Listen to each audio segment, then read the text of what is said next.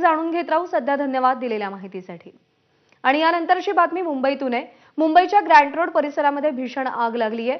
मध्यरात्री लाकडाच्या गोदामाला भीषण आग लागल्याने सध्या तिथे काहीसं तणावाचं वातावरण आहे। आगीचं कारण सध्या अस्पष्ट आहे। आगीवर नियंत्रण मिळवण्याचे काम अजूनही सुरू असल्याची माहिती मिळते आहे। सुदैवाने या दुर्घटनेमध्ये कोणतीही जीवितहानी झालेली नाही, पण खबरदारी म्हणून प्लॅटिनम मॉल आणि रहिवासी इमारती सध्या रिकाम्या करण्यात आल्यात। 16 अग्निशमन दलांकडून आग विझवण्याचं काम सध्या युद्धपातळीवर सुरू आहे।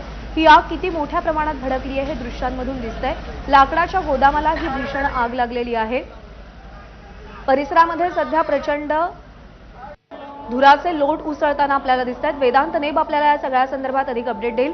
वेदांत, सध्याची काय परिस्थिती आहे आणि काय खबरदारी घेतली जाते? प्रज्ञा, लेवल 4 ची आग होती आणि त्यानंतर आता बऱ्यापैकी आग नियंत्रणात आणण्याचं काम सुरू आहे। लेवल 2 चा कॉल सध्या देण्यात आलेला आहे।